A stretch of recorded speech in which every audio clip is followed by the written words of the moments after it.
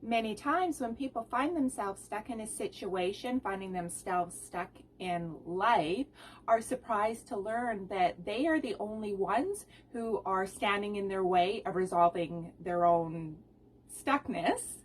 And in essence, they are sabotaging themselves.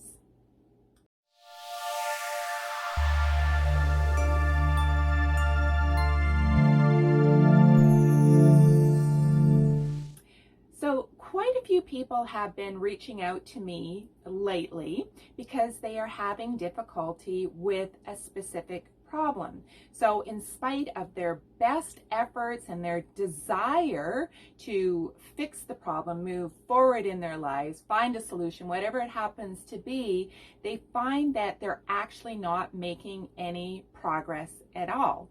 So why is that? So as frustrating as this is, oftentimes we are the ones that are standing in our own way.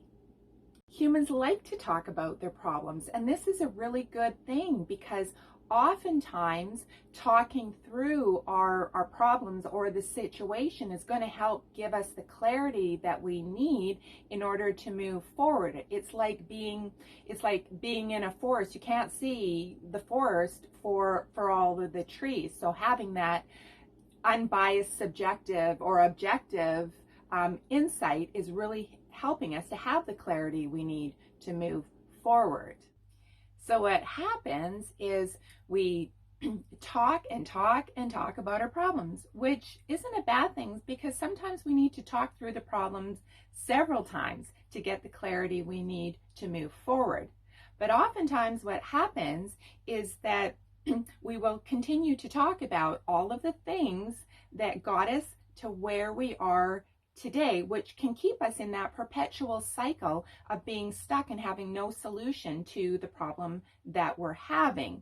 And then as ideas and possibilities and opportunities or new ways of looking at things are presented to us, or even the people who are listening to us are sharing some of the experiences that they had that are similar to ours, and they share what they did to move out of that situation, we start to come up with all of the reasons or excuses why that's not going to work for us, why we can't do that.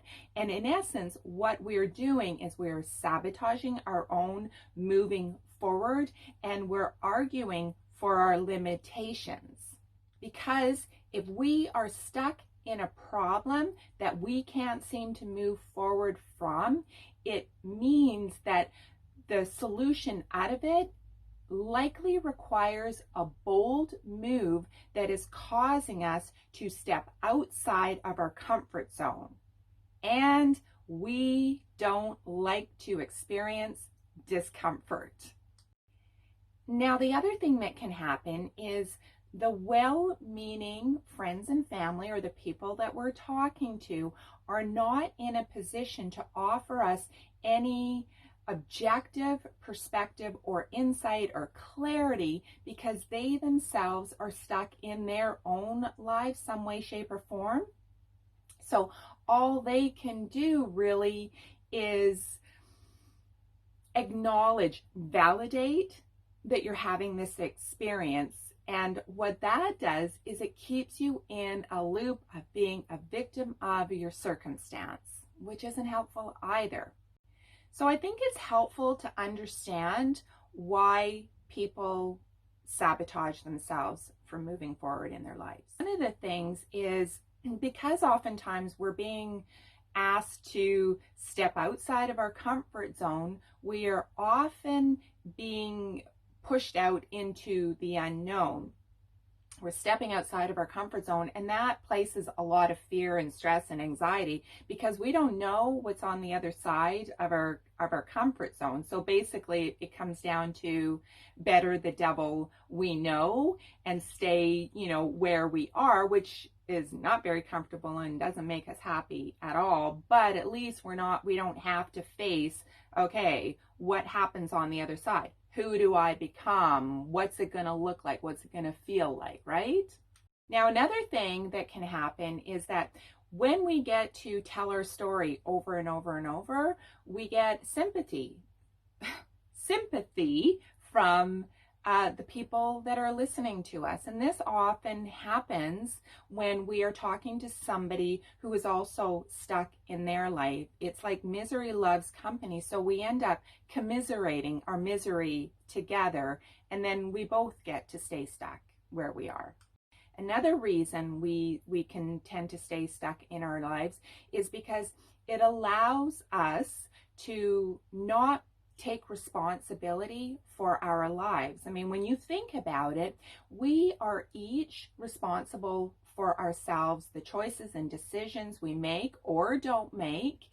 And oftentimes what we don't realize is that we're allowing past situations, people that we think did us wrong, and that might be the case. Maybe people, weren't very nice or caused a situation, but every step along the way, we have the opportunity to do something different that is going to help us reclaim our own personal power and move forward in our lives in a very strong, confident way. But a lot of people get stuck in the blame game. It's because that person did that thing, or the government screwed us over, or this money didn't show up, or I didn't get paid for that, and that person did that, and it's my parents' fault because they did that. We have more control over our lives than we think we do, or that we give ourselves credit for. So the final thing has to do with fear also, and that is fear of not actually saying what is really going on and what is really bothering us. And this has to do with interpersonal type situations that we find ourselves stuck in. Oftentimes we don't want to speak our mind or say what really needs to be said that will help move the situation forward, is because we fear the rejection of something or someone. We're afraid to make a decision because of what we're going to lose. The other reason is that we don't want to cause somebody else discomfort. So we keep staying in that loop, in that cycle of not saying what needs to be said because somebody else is going to be uncomfortable what we're saying.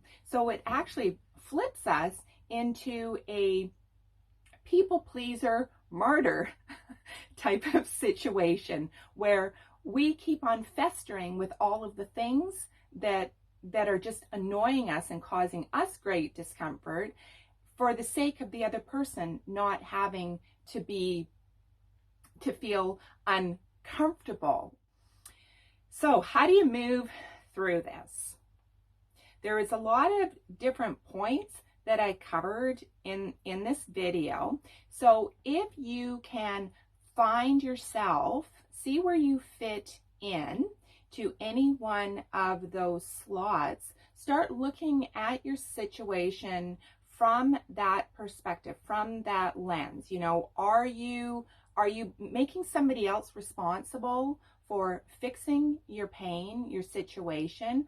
Are you not wanting to make a shift, make a change because of how uncomfortable it might make somebody else, how uncomfortable it would make you, the fear that you have to step into? What do you need to take responsibility for in order for you to make one small little shift, little change, little tweak that is going to move you out of that situation?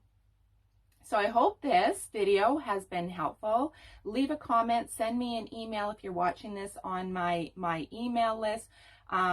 If you haven't already signed up, I have a free meditation that will help you be peaceful and calm and balanced and grounded, because we need to do this more now than ever. So I'm wishing you a fabulous day, and we'll see you on the next video.